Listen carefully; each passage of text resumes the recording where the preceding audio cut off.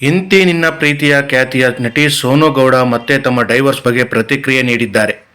Makeup artist Ramakrishna ಪುತ್ರಿ ಸೋನು ಗೌಡ ಚಿತ್ರರಂಗಕ್ಕೆ ಬರೋದು ಕಷ್ಟವಾಗಿರಲಿಲ್ಲ. ಆದರೆ ಬಣ್ಣದ ಲೋಕಕ್ಕೆ ಬಂದ 2 ವರ್ಷಕ್ಕೆ ಮದುವೆಯಾಗಿದ್ದರು. 2010ರಲ್ಲಿ ಮನೋಜ್ ಕುಮಾರ್ ಎಂಬುವರ ಜೊತೆ ಹೊಸ ಬಾಳಿಗೆ ಕಾಲಿಟ್ಟಿದ್ದರು. ಸೋನು ಗೌಡ ಖಾಸಗಿ ಫೋಟೋಗಳು ಲೀಕ್ ಆಗಿ ಭಾರೀ ಸದ್ದು ಆಗಿತ್ತು. ಹ್ಯಾಕರ್ಗಳು ಮಾಡಿದ ಎಡವಟ್ಟಿನಿಂದ ರಾದಂತವಾಗಿತ್ತು. ಇದರ ಬೆನ್ನಲ್ಲೇ ದಾಂಪತ್ಯದಲ್ಲಿ ಬಿರುಕು ಮೂಡಿತು. ಆ ಬಳಿಕ ಕೂಡ ಸೋನು ಗೌಡ ಚಿತ್ರರಂಗದಲ್ಲಿ ಮುಂದುವರೆದರು. Police quarters, Dyavre, half mental, Gultu, I love you ಹೀಗೆ ಹಲವು ಸಿನಿಮಾಗಳಲ್ಲಿ ನಟಿಸಿದರು. ಸದ್ಯ ಆಕೆಯ ಕೈಯಲ್ಲಿ ದೊಡ್ಡ ಅವಕಾಶಗಳು ಇಲ್ಲ. ಮರಿಚಿ ಚಿತ್ರದಲ್ಲಿ ಇತ್ತೀಚೆಗೆ ನಟಿಸಿದರು. ಇನ್ನು ಸೋನು ಗೌಡ ಸೋದರಿ ನೇಹಾ ಗೌಡ ಕೂಡ ಬಣ್ಣದ ಲೋಕದಲ್ಲಿ ಗುರುತಿಸಿಕೊಂಡಿದ್ದಾರೆ. ಖಾಸಗಿ ಯೂಟ್ಯೂಬ್ ಚಾನಲಲ್ಲಿ ಸೋನು ಗೌಡ ತಮ್ಮ ಮದುವೆ ಹಾಗೂ ಡೈವರ್ಸ್ ವಿಚಾರವನ್ನು ಬಿಚ್ಚಿಟ್ಟಿದ್ದಾರೆ. ಮದುವೆ ಜೀವನದಲ್ಲಿ ಎಡವಿದ್ರಾ ಎನ್ನುವ ಪ್ರಶ್ನೆಗೆ ನಟಿ ಸೋನು ಗೌಡ ಉತ್ತರಿಸಿದ್ದಾರೆ. ನನಗೆ ಆಗ ಬಹಳ ಚಿಕ್ಕ ವಯಸ್ಸು. ನನಗೆ ಮೆಚುರಿಟಿ ಇರಲಿಲ್ಲ. ಒಬ್ಬರನ್ನು ಅರ್ಥ ಮಾಡಿಕೊಳ್ಳುವಷ್ಟು ಎಡವಿದ್ದು ನಿಜ. ಜೀವನದಲ್ಲಿ ಅಂಥ ಪೆಟ್ಟು ಬೀಳದಿದ್ದರೆ ಇವತ್ತಿನ ಈ ಸೋನು ಗೌಡ ನೋಡೋಕ್ಕೆ ಆಗುತ್ತಿರಲಿಲ್ಲ ಅನಿಸುತ್ತದೆ. ಆಗಿದ್ದೆಲ್ಲ ಒಳ್ಳೆಯದಕ್ಕೆ ಅಂತ ಕೆಲವು ಸಮಯ ಅನಿಸುತ್ತದೆ ಎಂದು ಇಂತಿ ನಿನ್ನ ಪ್ರೀತಿಯ ಚೆಲುವೆ ವಿವರಿಸಿದ್ದಾರೆ. ಕೆಲವೊಮ್ಮೆ ಯಾಕೆ ಇಷ್ಟೆಲ್ಲ ಆಯಿತು ಅನಿಸುತ್ತದೆ. ನನಗೆ ಯಾಕೆ ಅಂತಲೂ ಅಂದುಕೊಳ್ಳುತ್ತಿದ್ದೇನೆ. ಆದರೂ ಎಲ್ಲವನ್ನು ಮರೆತು ಮುಂದೆ ಸಾಗಬೇಕು. ನನ್ನ ಪಾಸ್ಟ್ ಬದಲಿಸಲು ಸಾಧ್ಯವಿಲ್ಲ. ಅದರ ಬಗ್ಗೆ ಕೊರಗುತ್ತಾ ಕೂರಲು ಆಗಲ್ಲ. ಇವತ್ತಿಗೂ ಅದರ ಬಗ್ಗೆ ಕೆಲವರು ಪ್ರಶ್ನೆ ಕೇಳುತ್ತಾರೆ. ಆದರೆ ಆ ಸಮಯದಲ್ಲಿ ನಾನು ಒಬ್ಬಂಟಿ ಎನಿಸಿತು. ಪೋಷಕರು ಬೆಂಬಲಕ್ಕೆ ನಿಂತರೂ ಅದರಿಂದ ಹೊರಬರಲು ಸಾಧ್ಯವಾಗಲಿಲ್ಲ. ನನಗೆ ಮಾತ್ರವಲ್ಲ, ನಾನು ಮದುವೆ ಆಗಿದ್ದ ವ್ಯಕ್ತಿ ಕೂಡ ಖಿನ್ನತೆಗೆ ಒಳಗಾಗಿದ್ದರು. ಇಬ್ಬರಿಗೂ ಅದನ್ನು ಹೇಗೆ ಬ್ಯಾಲೆನ್ಸ್ ಮಾಡಬೇಕೆಂದು ಗೊತ್ತಾಗಲಿಲ್ಲ.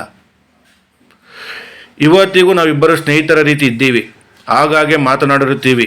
ಜಗಳ ನಮ್ಮ ನಡುವೆ ನಡೆಯಲಿಲ್ಲ. ಅದು ನನಗೆ ಇಷ್ಟವೂ ಇಲ್ಲ. ಅವರಿಗೂ ಅದನ್ನೇ ಹೇಳಿದ್ದೆ. ತಮ್ಮ ಬಗ್ಗೆ ಅವರು ಹೇಳಿದರು. ಆ ವಯಸ್ಸಲ್ಲಿ ಏನಾಯ್ತು ತಪ್ಪು ಆಯಿತೋ ಅದು ಆಯಿತು. ನಾನು ಪ್ರೀತಿಸಿದ ವ್ಯಕ್ತಿ ಕೂಡ ಒಳ್ಳೆಯವರು. ಮಾಧ್ಯಮದಲ್ಲಿ ಏನೇನೋ ಬಂತು. ನಿಜ ಹೇಳಬೇಕಂದ್ರೆ ಯಾರೋ ಹ್ಯಾಕರ್ ಅದನ್ನು ಮಾಡಿದ್ದು. ಆತ ಮಾಡಿದ್ದಲ್ಲ. ಅಂತಹ ಸಮಯದಲ್ಲೂ ನನ್ನ ಬೆಂಬಲಕ್ಕೆ ನಿಲ್ಲಲಿಲ್ಲ. ನಾನು ಕುಗ್ಗಿ ಹೋಗಿದ್ದೆ. ಎಲ್ಲರೂ ನನ್ನ ಜೂಜಿಸಲು ಆರಂಭಿಸಿದರು. ನಾನು ಹೊರಗಡೆ ಹೋದರೆ ಹುಡುಗರು ಬಗ್ಗೆಯೇ ಮಾತನಾಡುತ್ತಿದ್ದರು. ಆ ಸಮಯದಲ್ಲಿ ನಾನು ಸತ್ತು ಹೋಗಬೇಕೆನ್ನುವಷ್ಟು ಹಿಂಸೆ ಆಗುತ್ತಿತ್ತು.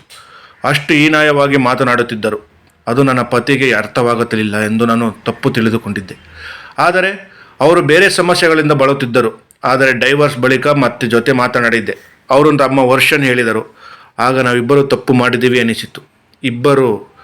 ಇವತ್ತಿಬ್ಬರು ಆರಾಮಾಗಿ ಖುಷಿಯಾಗಿದ್ದೀವಿ. ಏನೂ ಮಾಡೋಕ್ಕಾಗಲ್ಲ. ಜೀವನದಲ್ಲಿ ಆ ರೀತಿ ನಡೆಯಿತು. ಆದರೆ ನಾವಿಬ್ಬರು ಒಟ್ಟಿಗೆ ಇರಬೇಕಾಗಿತ್ತು. ಇಬ್ಬರಿಗೂ ಈಗ ಅನಿಸುತ್ತಿದೆ ಸುಮ್ಮನೆ ಎಲ್ಲವನ್ನು ಕಾಂಪ್ಲಿಮೆಂಟ್ ಮಾಡಿಕೊಂಡ್ವಿ ಎಂದು. ವಿಧಿ ಏನೂ ಮಾಡೋಕ್ಕೆ ಸಾಧ್ಯವಿಲ್ಲ. 2010ರಲ್ಲಿ ನಾನು ಮದುವೆ ಆಗಿದ್ದೆ. 2018ರಲ್ಲಿ ಡೈವರ್ಸ್ ಪಡೆದೆ. ದೂರ ಆಗುವುದಕ್ಕೆ ದೊಡ್ಡ ಕಾರಣ ಇರಲಿಲ್ಲ. ಆದರೆ ಪ್ರಬುದ್ಧತೆ ಇರಲಿಲ್ಲ. ಹೀಗೆ ನಿಭಾಯಿಸಬೇಕು ಎನ್ನುವುದು ಗೊತ್ತಿರಲಿಲ್ಲ.